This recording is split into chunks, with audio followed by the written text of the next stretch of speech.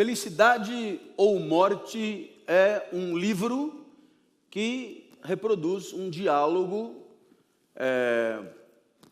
entre nós, numa manhã de sábado, num dia de sábado, e uma reprodução bastante fiel do que foi dito naquele dia.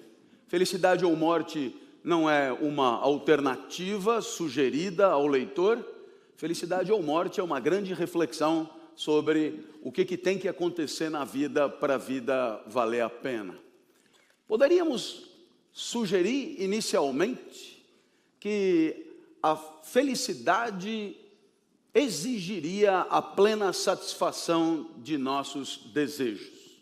Como desejamos o tempo inteiro, como somos desejantes todo o tempo, a felicidade seria essa ininterrupta satisfação desses desejos para que fossem substituídos por novos imediatamente satisfeitos e que tivéssemos condição de satisfazê-los ininterruptamente e o poder de fazer com que isso acontecesse. Bem, perceba a imensa dificuldade de enxergar felicidade dessa maneira. Primeiro porque o desejo pressupõe conceitualmente a falta.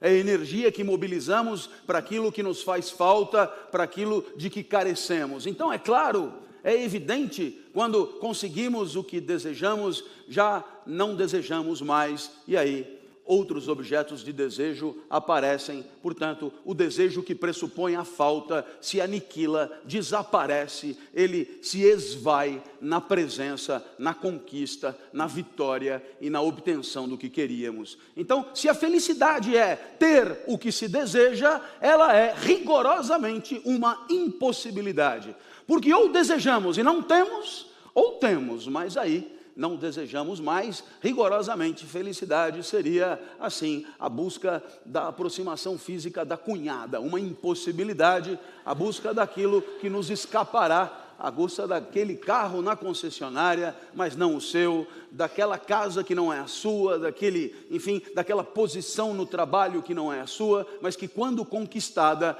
deixa de ser desejada exatamente porque já faz parte do seu patrimônio. Bem, seria preciso lembrar que se o desejo é a energia que disponibilizamos para ir atrás do que nos faz falta, aquilo que nos faz falta são conteúdos de consciência, coisas que passam pela nossa cabeça e não nasceram conosco. Portanto, nossos objetos de desejo são, de certa maneira, aprendidos por nós ao longo de nossas experiências. E boa parte daquilo que desejamos tem a ver com nossas experiências na sociedade, na convivência, nos universos sociais frequentados por nós. Então, poderíamos dizer que haveria uma sociologia do desejo a fazer, uma investigação sobre as condições sociais próprias da definição daquilo que estamos autorizados a desejar para pertencer a esse ou aquele universo social. A felicidade, portanto, exigiria a investigação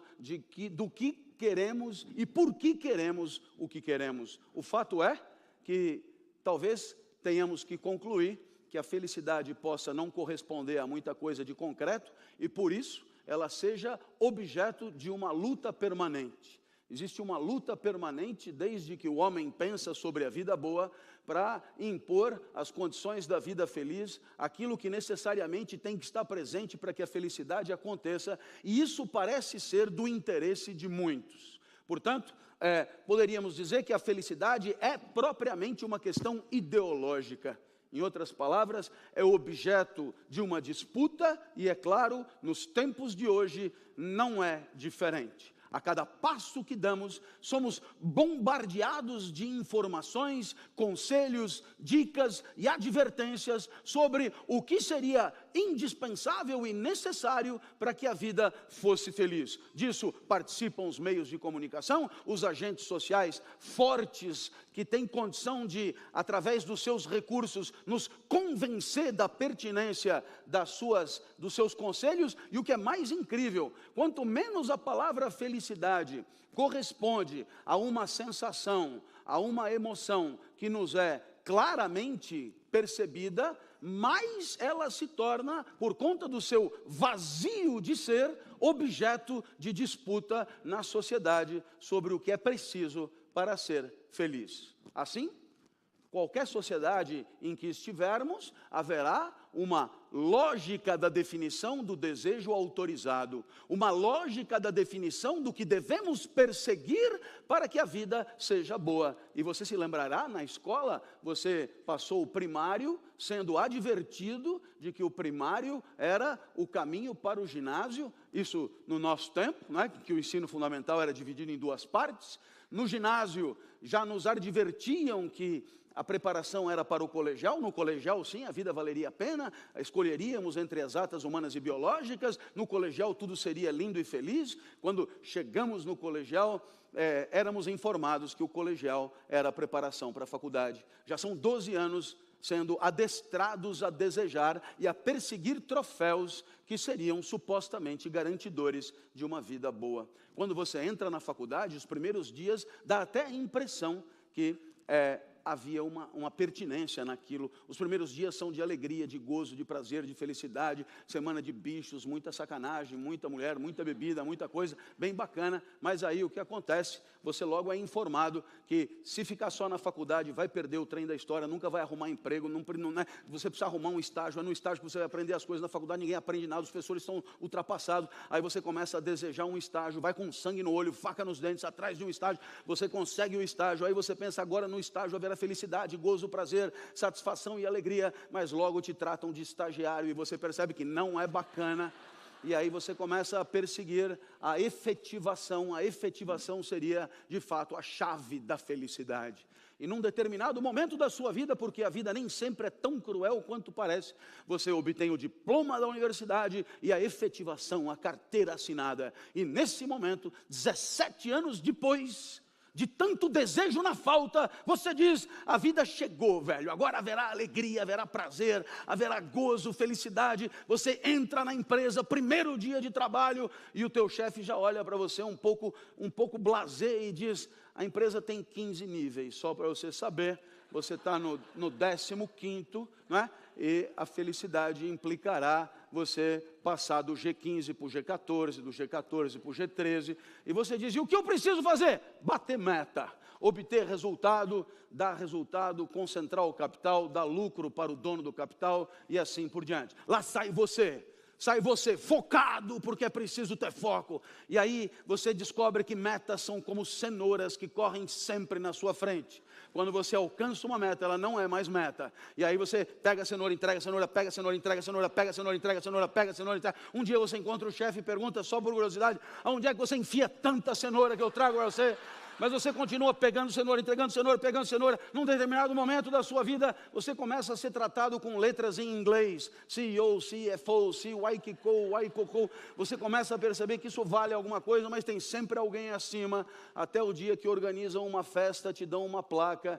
E quando te derem uma placa no mundo do trabalho, você já dançou. Você será substituído por alguém mais iludido e mais jovem. Nesse momento você começará a pensar, quando eu me aposentar, né? E quando você se aposentar, terá sobrado dinheiro para uma chacrinha, você pesca de maneira fascinante, e quando você tiver com 80 anos, a família chorando em volta, ainda haverá alguém, de maneira muito grave e solene, mas cândida, dirá, alto lá, nada de tristeza, porque o melhor ainda está por vir. Sem nenhum pudor, obrigado.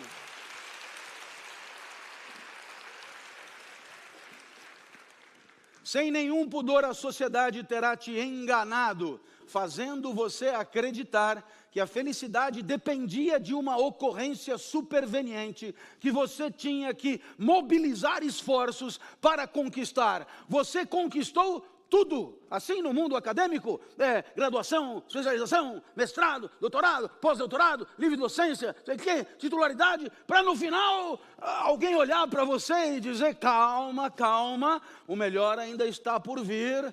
Será evidentemente fora daqui, longe daqui, porque no mundo da vida aparentemente somos condenados a desejar o que não temos e a nos entediar com aquilo que já conquistamos. Talvez a felicidade seja essa mágica capacidade de nos alegrar com aquilo que já é nosso.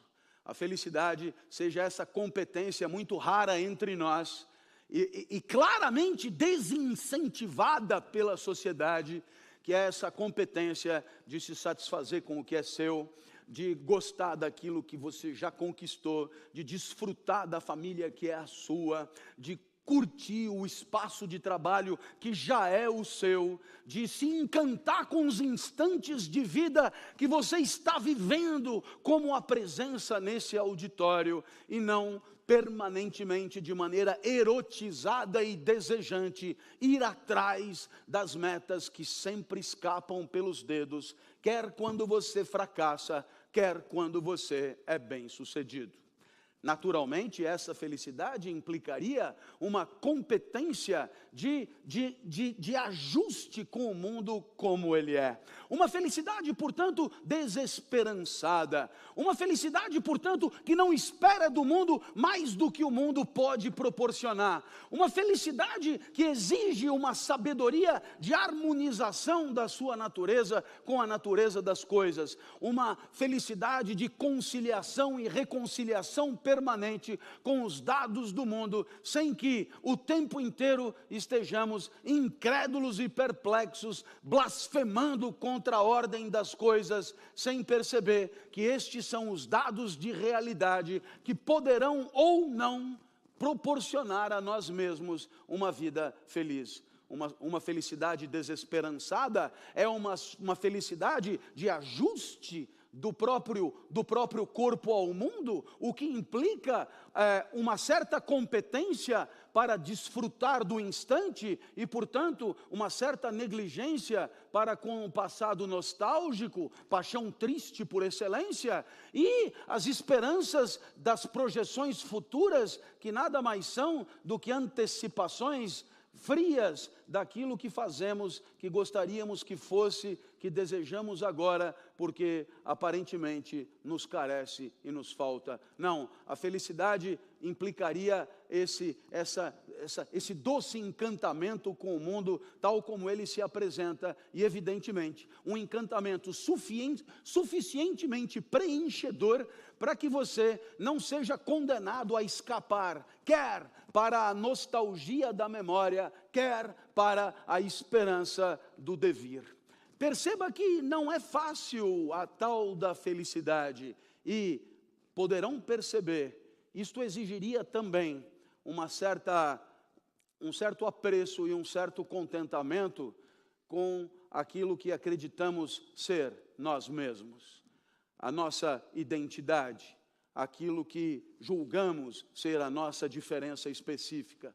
Sabemos muito bem que a nossa identidade, aquilo que usamos para nos apresentar, é resultado de um aprendizado no mundo, num estágio de polifonia, onde vamos aprendendo aos poucos o que os outros acham de nós, e vamos aprendendo, sobretudo, o que estamos autorizados a usar do mundo para nos definir. Muitas vezes, a felicidade pressupõe que não percamos a face. A felicidade pressupõe que não sejamos explicitamente desautorizados pela sociedade, que não sejamos desmentidos pela sociedade. A felicidade pressupõe uma certa adequação e alinhamento entre o que pensamos de nós e entre o que o mundo social nos autoriza como definição de nós mesmos. E talvez, finalmente, porque o tempo escoa, a felicidade, com certeza, implica a possibilidade que temos de entender que a busca da satisfação dos próprios prazeres é uma busca insana, que busca o preenchimento de um saco que não tem fundo. E, portanto, atrelar a própria felicidade ao acúmulo de recursos materiais e simbólicos para si mesmo é atrelar a própria felicidade a um saco que não se deixará encher, por maior que seja a sua competência, eficácia e disposição. Por isso, talvez possamos aqui começar uma conversa propondo que a felicidade implica uma certa capacidade de amar e, portanto, de dedicar a própria vida a que outros se alegrem, já que 99% da nossa vida não é propriamente vida, mas é convivência. A felicidade implicaria essa competência de ir além do próprio ganho, do próprio prazer e do próprio gozo e enxergar a beleza da alegria de alguém que não se alegraria se não fosse a sua iniciativa, a beleza do sorriso de alguém que não sorriria se não fosse a tua intervenção, a beleza daqueles muitos alunos, por exemplo, que graças ao esforço de um professor puderam um dia pensar um joule melhor, 1 centímetro mais longe e, portanto, viver melhor com isso. A felicidade implicaria a possibilidade de ir além do egoísmo, do autocentramento e propor ao mundo o fluxo dos recursos, a distribuição adequada de tudo o que é, para que um só não seja uma ilha de alegria, mas que todos possamos compartilhar juntos, em convivência, aquilo que o mundo tem de melhor a nos proporcionar. E aí sim, as condições de felicidade talvez estejam melhor preenchidas. Era o arranque inicial. Obrigado pela sua atenção, professor.